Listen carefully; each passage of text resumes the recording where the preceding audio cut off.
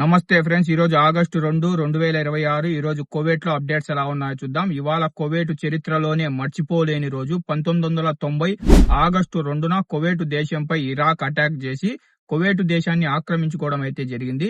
నేటితో ఆ సంఘటనకు 36 సంవత్సరాలు పూర్తయ్యాయి.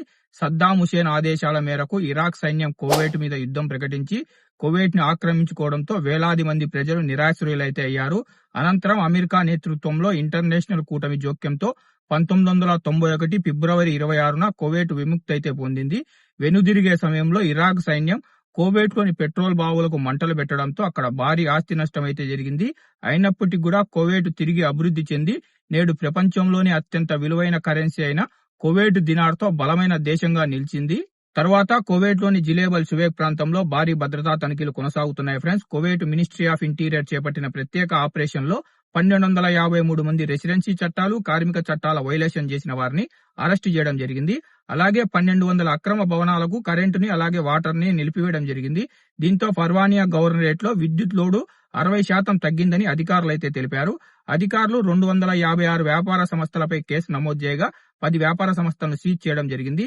అలాగే ఫుడ్ సేఫ్టీ, పర్యావరణం, అగ్నిమాపకం, మున్సిపాలిటీ శాఖలు కూడా వందలాది వైలేషన్ కేసులు అయితే నమోదు చేశారు. తర్వాత జిలేబల్ సువేక్ ప్రాంతంలో నిన్న జరిగిన భద్రతా తనిఖీల్లో ఒక ఘోర సంఘటన అయితే బయటపడింది. తండ్రులు లేకుండా పుట్టిన 36 మంది పిల్లలను, వారి తల్లులను అధికారులు అయితే అదుపులోకి తీసుకోవడం జరిగింది.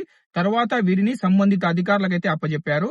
తర్వాత కువైట్ లో కొత్త ట్రాఫిక్ రూల్ వచ్చింది. కువైట్ లో ట్రాఫిక్ వైలేషన్ చేసిన వాహనాల్ని ఇకపై పోలీస్ యార్డ్ కు తీసుకెళ్లాల్సిన అవసరం లేదు. కువైట్ ప్రభుత్వం కొత్త స్మార్ట్ హౌస్ ఇంపౌండ్ విధానాన్ని అమల్లోకి తీసుకొచ్చింది. ఇకపై కొన్ని వాహనాలని యజమాని ఇంటి వద్దనే ఉంచి ఎలక్ట్రానిక్ ట్రాకింగ్ తో పర్యవేక్షిస్తారు. ఈ సేవల కోసం 10 కువైట్ దినార్లు పరికరానికి ఫీజు, రోజుకు 2 దినార్ల సర్వీస్ ఛార్జ్ అయితే చెల్లించాలి.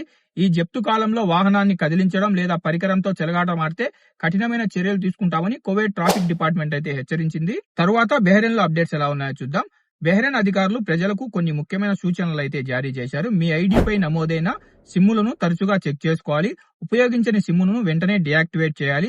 సిమ్ము పోయినా లేదంటే దొంగలించబడినా వెంటనే దాన్ని డియాక్టివేట్ చేయాలని అధికారులు అయితే తెలిపారు. ఓటీపీ లేదా SMS వివరాలు ఎవరితోనూ పంచుకోవద్దు.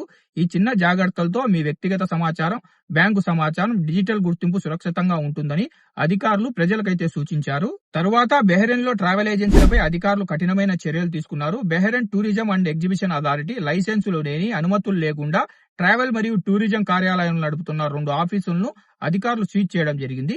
ఇవి ఫ్రెండ్స్ ఈ రోజు కువైట్ బహ్రెయిన్ లో ఉన్న అప్డేట్స్. ఈ అప్డేట్స్ మీకు ఇన్ఫర్మేటివ్ అనిపిస్తే వీడియోని లైక్ చేయండి. వీడియోని మర్చిపోకుండా మన తెలుగు వాళ్ళందరికీ షేర్ చేయండి. ఇలాగే ప్రతిరోజు గల్ఫ్ అప్డేట్స్ తెలుసుకోవాలనుకుంటే మన గల్ఫ్ ఎక్స్పర్ట్ తెలుగు ఛానల్ ని సబ్స్క్రైబ్ చేసుకుని బెల్ బటన్ ఆన్ లో పెట్టుకోండి. మరో ఇన్ఫర్మేటివ్ వీడియోతో తర్వాతి వీడియోలో కలుద్దాం. Bye bye.